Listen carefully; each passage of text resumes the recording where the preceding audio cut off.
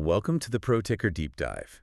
Today, we're really focusing on something that feels much more urgent than just a standard update. We're looking ahead to the 2025 U.S. Treasury Market Conference. And honestly, based on the agenda we've seen, it looks less like a routine gathering and more like, well, an emergency summit. Yeah, It seems designed to fundamentally reshape fixed income investing. that's right. So, our mission today is pretty clear. Cut through all the regulatory speak and pull out the really critical, actionable intelligence that you, the listener, need to navigate this changing market. And it's important, I think, to set the stage first. We need to appreciate the sheer scale and maybe the fragility of what we're even talking about here. Yeah, absolutely. The U.S. Treasury market, I mean, it's the heartbeat of global finance, right? We're talking $28 trillion outstanding. Huge. $28 trillion. But our analysis shows it's facing these really unprecedented structural issues and, frankly, liquidity challenges that regulators just can't kick down the road anymore. Right. It feels like what we always thought was this rock-solid foundation is starting to show some pretty serious cracks. Exactly. So what was the specific trigger? I mean, what kicked off this urgent conference? We've seen volatility before, haven't we? We have, but this conference isn't really proactive. It's a direct, almost urgent response to a new systemic event. The immediate trigger was that market dysfunction back in April 2025. April, yes. That was the week the 10-year yield spiked. What was it? An incredible 50 basis points. 50 basis points in 1 week. I remember that. Wasn't that the biggest jump since like 2001? Was, yeah, the biggest since 2001. And that kind of volatility in treasuries is just, it's staggering. Yeah. And that spike, it just laid bare the deep fragility in the market structure. The system basically choked. It couldn't handle that level of volatility. And we came perilously close to a full-blown liquidity crisis. That moment, it confirmed for everyone, the Fed, Treasury, the SEC, that the old market plumbing, as they call it, is just, well, it's no longer fit for purpose. That's the phrase they're using. No longer fit for purpose. Okay, so before we dive into the specific fixes they're proposing, we probably need to understand the bigger picture, right? The macro environment that's putting all this strain on the system. Absolutely. Let's start with the fiscal side. That debt load seems pretty central to the instability. It really is. Look, the U.S. budget deficit for fiscal 25, it's projected at $1.775 trillion, Wow. which puts the deficit to GDP ratio at 5.9%. Now, for context, most economists think anything consistently over 3% long-term is structurally risky. We're nearly double that sustainable level. And the cost just to service that debt, it's Oh. ballooning, isn't it? Yeah. Interest payments are now over $1.2 trillion a year. Over $1.2 trillion. And it's now the fastest growing category in the budget, apart from the mandatory stuff like Social Security and Medicare. That has huge implications for the market itself. It does, because to fund these deficits, Treasury has to issue just mountains of new debt. And we've seen them resorting to these massive buyback operations. Remember that $10 billion one in June? Yeah, the biggest ever, right? The largest in history. Just to try and manage dealer demand and, keep the wheels from falling off. Wait a second.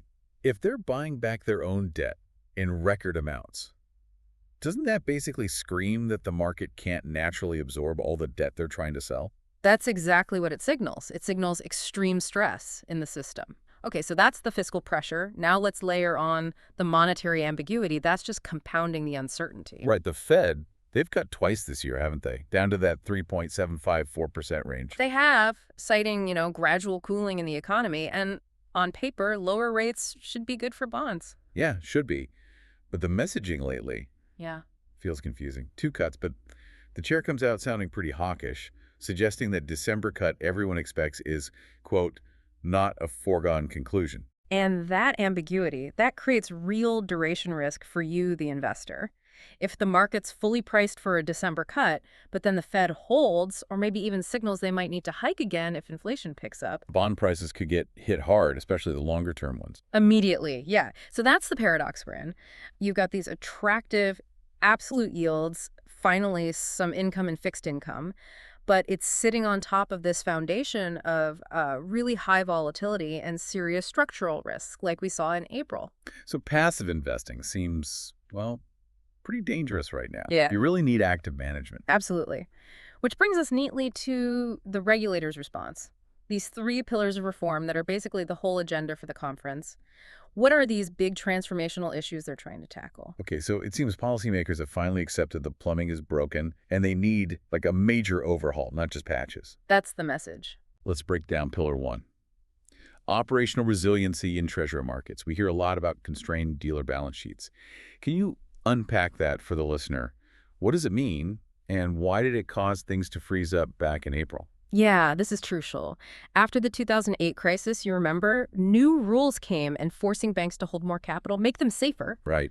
But an unintended consequence was that these rules made it much more expensive for the primary dealers, the big banks that make the Treasury market work, to hold inventory on their books, especially during stressful times. So the rules designed to make banks safer actually discouraged them from providing liquidity exactly when the market needed it the most. Precisely. So Yeah. when the 10-year yield rocketed up in April, holding those volatile treasuries became too costly under the capital rules. So the market makers just backed away instantly. Look back. Yeah. And that created a vacuum. No one standing between buyers and sellers. Bid-ask spreads just blew out. Liquidity vanished. Okay, so the breakdown wasn't a tech glitch. It was structural, Yeah. driven by those capital constraints. So what's the implication then for portfolio managers, for investors? Well, it pushes investors towards safety, even if the yield isn't quite as high. You see increased demand for shorter dated treasuries or the really super liquid core stuff, the on-the-run issues dealers can still trade easily. So the 5 to 10-year notes, even if the yields are a bit tighter there. Exactly. Right now, liquidity is trumping yield for a lot of people. Okay, Pillar 2. This sounds like the big one. Central clearing in treasury markets. It sounds technical, but our sources say this is maybe the most profound structural change in decades. How does central clearing actually work? Yeah, this is a huge shift. It's an SEC mandate, and it's already being implemented. Basically, it forces almost all trades to go through a central counterparty, a CCP. A CCP, like a guaranteed middleman. Exactly. Think of it that way. Right now, if you trade treasuries with, say, Bank X, and Bank X were to fail, you could face a direct loss, bilateral risk. Huh. With the CCP, it stands in the middle. It guarantees the trade on both sides. So that bilateral credit risk essentially disappears. The whole system becomes safer from counterparty defaults. That makes sense. And crucially, it also allows for something called multilateral netting. This is key for efficiency. Instead of settling hundreds of individual trades back and forth every day, the CCP nets everything out. So it boils down all the offsetting trades. Right. It turns, potentially hundreds of small obligations into maybe just one or two larger net settlements. It massively reduces the operational burden and the amount of collateral needed. Okay, that sounds like a definite long-term positive for market stability, reducing risk. But is the transition itself, getting to that system, potentially rocky for investors? That's where the opportunity and the risk lies. This transition is probably going to take through 2026, maybe into 2027. And during that period, as dealers adjust their systems, their capital models, how they trade, you're going to see frictions, dislocations. And for active managers, managers who are nimble, that kind of change always creates tactical opportunities to profit from temporary mispricings. Change equals opportunity for prepared, basically. You got it. All right, Pillar 3, enhancements to the Treasury buyback program.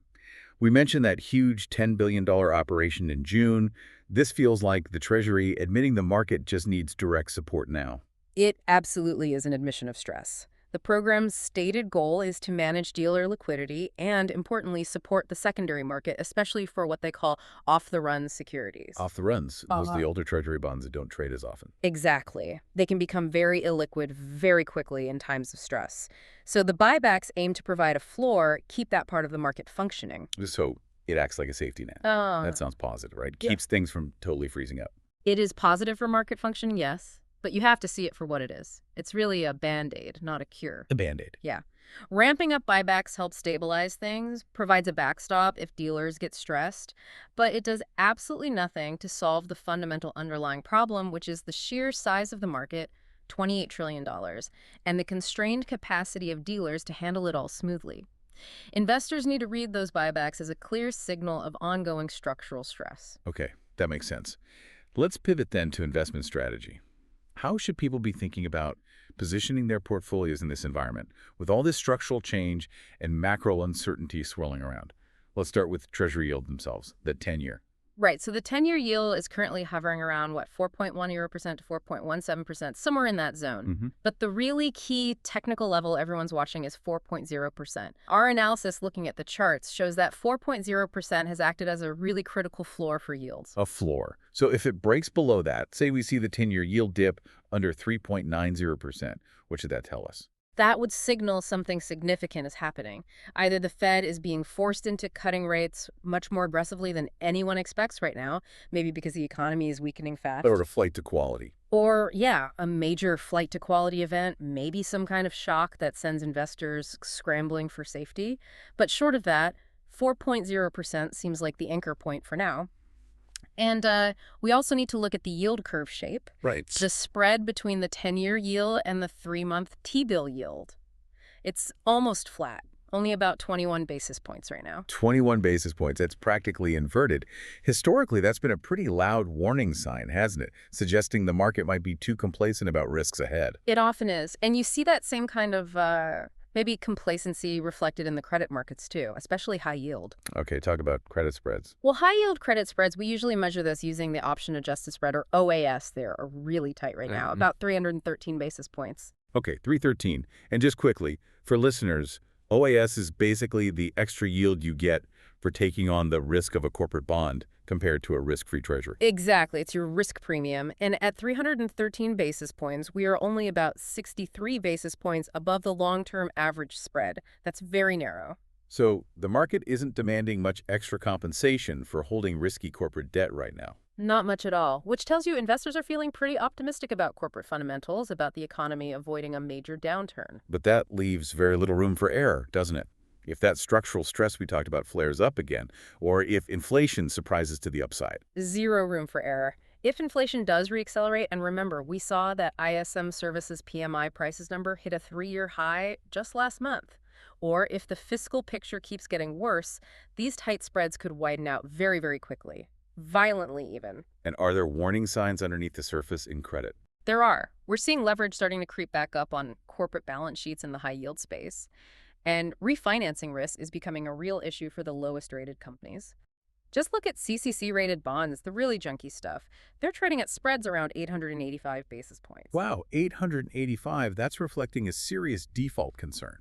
A very clear default premium is priced in there, so there's a disconnect between the optimism at the top of the high-yield market and the stress at the bottom. Okay, so putting it all together, decent yields available, but sitting on an unstable structure, and credit spreads look tight, maybe too tight. What's the recommended approach for investors heading into 2026? Given all this, we strongly think the barbell approach makes the most sense right now. Avoid getting stuck in the middle of the yield curve or the credit spectrum where you might not be getting paid enough for the underlying risks. Okay, the barbell. Define the two ends for us. Okay, so on one side, the defensive side, you maintain your core holdings and high-quality stuff. Intermediate duration treasuries, maybe 5 to 10 years, and solid investment-grade corporate bonds. So quality and liquidity. Exactly. This is your foundation. You're harvesting those decent yields we talked about, and you're positioned defensively if the Fed does end up cutting rates, but without taking on excessive volatility risk from the structural issues. Makes sense. And the other end of the barbell, the riskier side. That's where you get tactical, opportunistic. You allocate capital to credit, maybe high yield, but only when volatility creates dislocations. So you don't chase tight spreads now. No. You wait. You wait for moments when that 313 basis point spread maybe blows out to 400 or 450 because of some market panic. Then you step in selectively to capture those better risk premiums. You need to be flexible and patient. Let the market come to you, essentially. Wait for the fat pitch. That's a good way to put it. It means resisting the temptation right now to just stretch for yield by going way out on the duration curve or piling into the tightest credit spreads because the risk-reward just doesn't look favorable given the backdrop. Yeah, that extra bit of yield you might pick up doesn't seem worth the risk if that underlying structure cracks again like it did in April. Precisely. The yield cushion you gain today probably doesn't compensate you adequately for the red of the market structure instability or the fiscal burden triggers another sharp spike in volatility. Okay, so wrapping this deep dive up, it feels like the core takeaway is pretty stark. The old assumptions about the Treasury market, infinite liquidity, always functioning perfectly, the ultimate safe haven, those assumptions are basically shattered. They are. We are definitively operating in a new environment. a new normal, if you like, characterized by higher baseline volatility and this deep ongoing structural transition. And that transition itself is key. It really is, because even with regulators working hard now to fix the plumbing, probably the biggest risks and also the biggest opportunities for you as a fixed income investor lie not in whatever the final fixed system looks like years from now, But in the messy part, but in the messy transition period. 2026, maybe into 2027, as these central clearing rules actually bite, as dealer behavior fundamentally shifts. If you take just one thing away today, maybe let it be this. In this environment, passive set-it-and-forget-it investing is actually riskier now than flexible, active management that can navigate and maybe even capitalize on the friction and volatility of this change. a provocative thought to end on. Active management is crucial in this new world. See you all in the next Pro Ticker Deep Dive.